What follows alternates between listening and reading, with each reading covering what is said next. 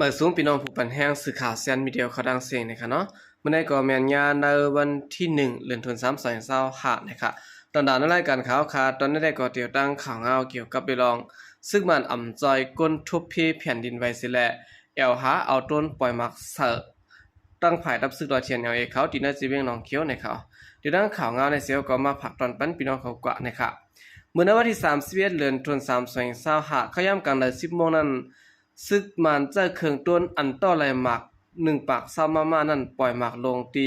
วันเกี่ยวแก้มจีเวียงหนองเขียวเตียนมีซึกตั้งเทียนเอาเขาตรงหนึ่งอยู่ไว้นั่นนะครับพนักดับซึกปุดปล่อยจื้อจะตั้งเทียนเอาเป็นเผาไว้ว่าย้อนซึกมันจะต้นปล่อยหมักและ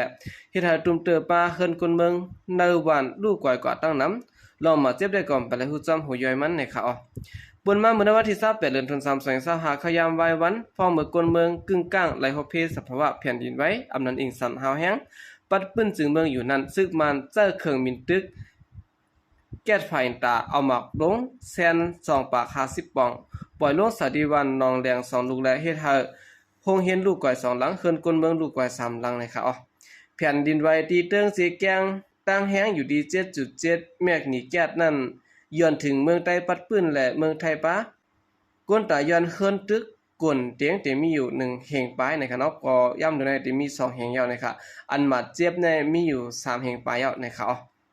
ซึ่งมาแนมสาจะจอยแถมในรองในเต็มตีสิได้ซ้ำขึ้นก้อยปืนภาวะแต่ในวันที่31เดือนธันวาคม2025ต่อถึงในวันที่6เดือนธันวาคม2025ขยามคาราง7วันผ่ายซึ่งมันเตปดตุงจอมปิวจึงเมืองลงไว้1ครึ่งมักมันเป็นวันหมอกจะจอมกวนเมืองเจินโฮบญาเพเขียนแผ่นดินไว้อิงสันสิและตกกินไว้อยู่ซึ่งนั้นก้อยวันนะครับภายในด้านหนึ่งก็ซึ่งมาในยังตึกเอาเครื่องบินสิและเมื่อปล่อยหมากสายที่ในเมืองใต้ปะห้องตั้งนาทีพองงามโจเขาจุมีกองกลางเศร้าคืออันซึ่งมันได้ซุ่มซึกสิและถอยปันตับซึกซึ่งนั้นอยู่ในเขาโอเคนั่นก็เป็นไล่สั่งผนังของสิซึ่งมันเขาในค่ะเนาะตั้งนาซึกเขาก็ยังตึก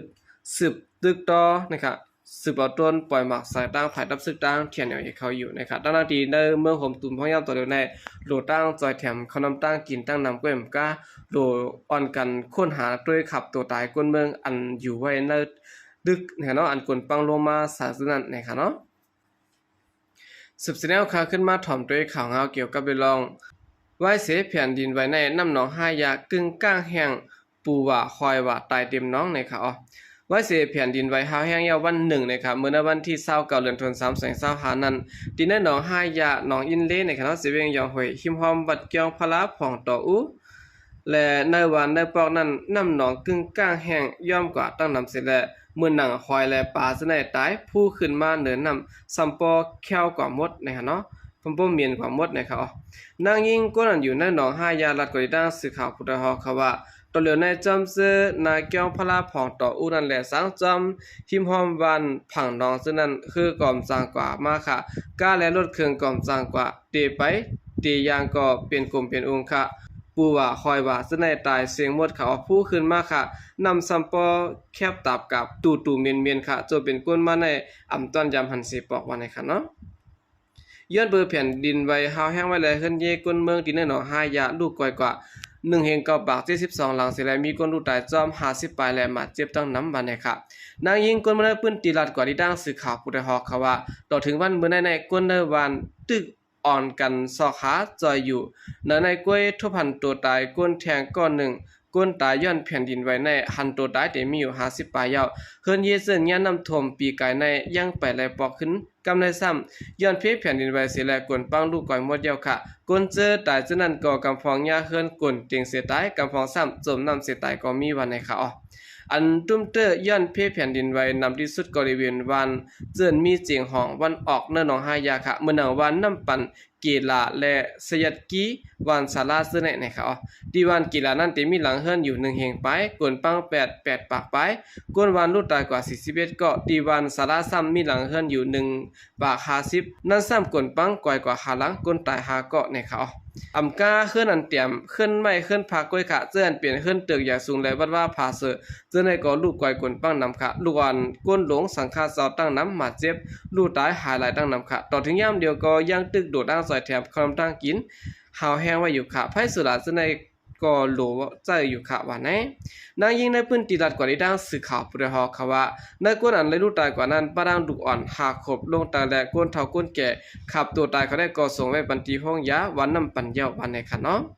แผ่นดินไหวอำนันอิงสันในวันที่28เดือนธันวาคม2525ขยามกลางวัน1 โมงอันศูนย์กลางเป็นตีเติงเสียแกง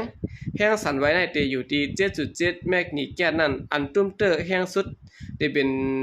จีเวียงเสียแกงเติงเวียงเหลือนะครับเนาะยอก็เหลือสินั้นก็ตุ้มเตอร์ป้าเวียงอย่าเวียงลงในเมืองมันทุ่งเปียงก้วยมกาย้อนถึงปานเมืองใดปันของปอดจานปอดออกคงเติงเสียแกงและเมืองหลักแข่งเติงมะกุ้ยตะกุงเดิงปากเกิดสิเมืองมอนเวียงหลงนี่ปีเตาะเมืองย่างแหลงและเมืองย่างเผือกเสน่ห์นะครับแผ่นดินไหวห้าวแห้งที่เดินเสียแกงเมืองมันปอดกลางนั้นเฮ็ดให้ขึ้นเยร่วมเต่งกลต่อถึงในวันที่20กเดือนธันวาคม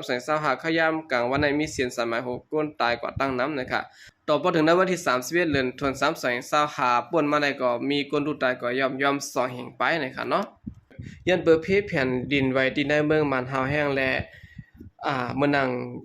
คายมือถือนะครับเนาะมันเรื่องหนังซิมรีแท็กและซิมทุกมุกนะครับเนาะหลายครึ่งปองปันตาที่เฮ็ดให้แห่งการเมืองมันกับพ้นจู้เฮิรนเจ้าเก่ารวยเดี่ยมได้เสียงเงินนะครับลูบอกจะเมืองไทยและคอมพานีดีแท็กและทุกมุกนะครับเนาะหลายครึ่งปองปันก้นเมืองมันในเมืองไทยเฮากับสืบพ้นจู้ต่อก้นเฮิรนเขารวยอ่ำได้เสียงเงินนะครับแผ่นดินไหวแห้งกำในนะครับเนาะก้นเมืองมันเตมีลองลูซุ่มตุ้มเตือนนำแห้งและแห่งการเมืองมันในเมืองไทยก็ย้อนเปิดขึ้นตึกสูงอันตึกก่อสร้างอยู่นั้นกวนลงเตียงสลายเลยรูปตายมาเจ็บซ้อมแทงเหมือนกันนะครับลงมาถึงเมืองไทยเลยปืนเผาก่อนในวันที่29เดือนธันวาคม2525ว่าแห่งการเมืองมันกับฝนจูกวนตั้งเฮิรนไหลพีนะครับเนาะต่อพอถึงเดือนธันวาคมในเสียงนะครับวันนั้นเสดาก็ในวันที่31เดือนธันวาคม2525ในด้านฝ่ายเจ้าหน้าที่ภายกับสืบกับศาลตั้งเมืองไทยขึ้นสืบสุนตื้อตั้งแทงสืบไล่ต่อพอถึงในวันที่5เดือนธันวาคม2525ปุ่นวันนะครับที่นั่นขอปืนเผาเมืองไทยนั้นป้าไว้ว่าเดไลเต็กใหม่หลอกจัน900หลอกจัน8351แล้วก็สี่เหลี่ยมอ่อนตั้งนะครับเพราะว่ามันเข้าเตมีเสียงรัดความเองกะเลิดว่าสุมีศูนย์สืบพ้นพีนะครับเพราะว่าเป็นที่แท็ก3เตไลเต็กซ้อมหมาย00400แล้วก็95นะครับที่10เต็กหมายพ้นอันเท่าขาดได้กับกว่านั้นนะครับเนาะสำหรับเป็น True เต็กซ้อมหมายพ้น0060095แล้วก็10เต็กซ้อมหมายพ้นเมืองมานเสโทรหากันหลายวันนะครับอ่อนดังสุดได้ก็เดลัยเต็กอันนั้นก่อนนะเดลัยเต็กหมาย900หลอกจัน8351สี่เหลี่ยมอ่อนดังนะครับย้อนเปิดแผ่นดินไหวสิและเฮ็ดให้เฮิรนเยกนเมืองกวนปังแผ่นดินไหวแตกย่านกันสิและที่เมืองมันรายตีไฟฟ้าขาดสายพ้นอินเทอร์เน็ตขาดกับสืบกันอำไลนะครับสำนักจุ่มค้นคว้าเก็บข้อมูลขาดล่ามไว้ว่ากวนเมืองห่มตุ่มเมืองมานเจิ้นอยู่ซะไว้ในเมืองไทยในแต่มีอยู่4ท่านไปรองเจ้าหน้าที่ไทยเขาจัดการปัญหาโทรฝนไหลในมีฟอนดีตนตาแห่งการยันเมืองอันมีดีในเมืองไทยได้แต่ว่าในสิและกำนำได้ก็ดัดว่ากับสืบอำใดนะครับเนาะก็ตั้งผังปุ่นเตรียมมีสัญญาณมือถือนั่นค่ะเนาะในก็ตั้งปุ่นพิสมาตั้งในโทรฟรีไหลอยู่เสียดาก็ตั้งปุ่นซ้ำมีสัญญาณในก็หยับจากพี่น้องขอเต้นนังเก่านะครับออกกำเดินสุดในก็ยินโจมนับยามคงมันถึงพี่น้องผู้กำเทียมปัญหาเขาตั้งเสียงอยู่ค่ะยินโจมนับยามยามนำเสข่าวสารก็เรียกมาส่งค่ะ